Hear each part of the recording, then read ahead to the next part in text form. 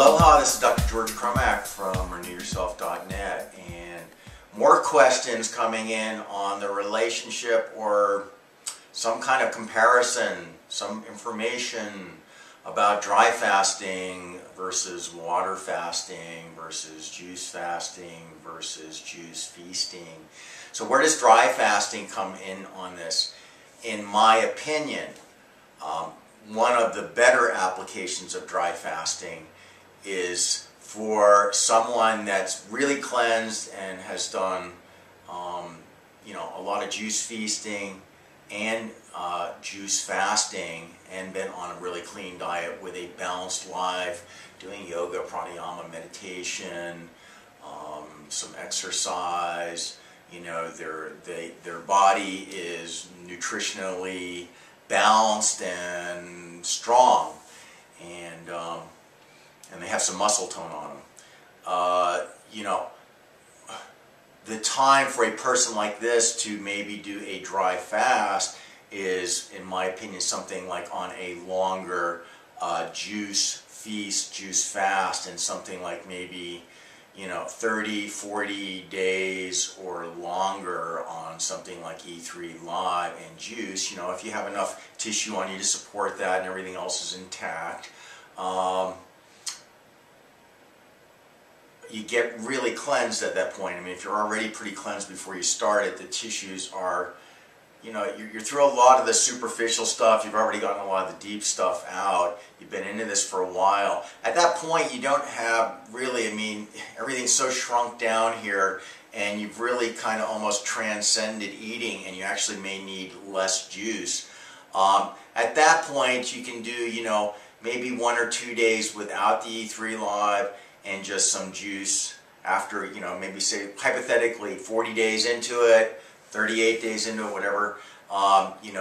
You do a couple days of 1 or 2 days of maybe juice without E3 Live, and then go into a water fast for maybe 3 days, and at that point or on the third day, maybe doing a dry fast at that point. The point being is, if you're really, really cleansed, it's like when I was on my 72-day juice feast, juice fast.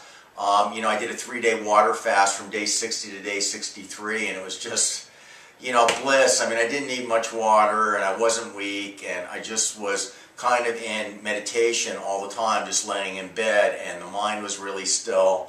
So the point I'm getting at, this is a really excellent time. You're a couple days into the juice fast, and at that point, if you're really cleansed, you're not sitting there detoxing and weak. You're actually super, super clear. You really don't have any, stomach stuff going on. All that stuff's cleared out. And at that point, if you've been doing regular meditation for a while, pranayama and yoga asana, and your body's pretty balanced, you start to kind of, transcend in meditation, and even maybe outside of meditation.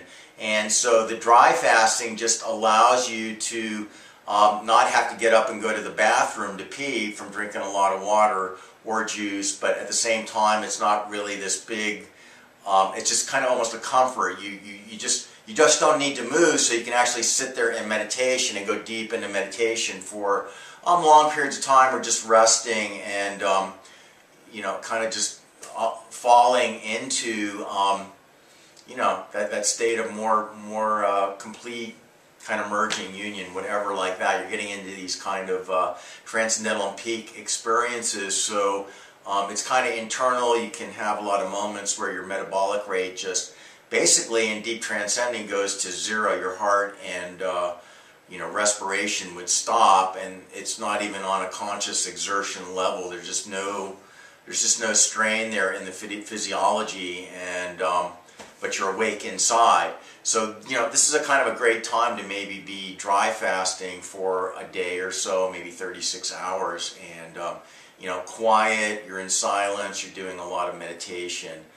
I'm not too in favor for most of you doing that, because that's maybe not the situation yet, but will become. So you can think about that for down the line. I did some dry fasting when I was you know, like 18 years old, just parked myself up in a cabin in the woods and, you know, went into a 1-week water fast, and then the last, you know, I think 3 days dry, and man, I was not having fun, you know.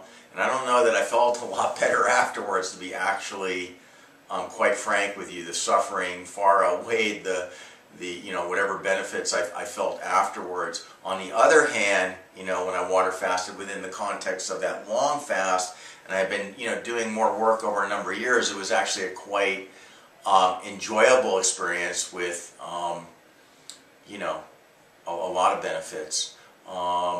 So that's enough for today. That's Dr. George Cromack, and aloha.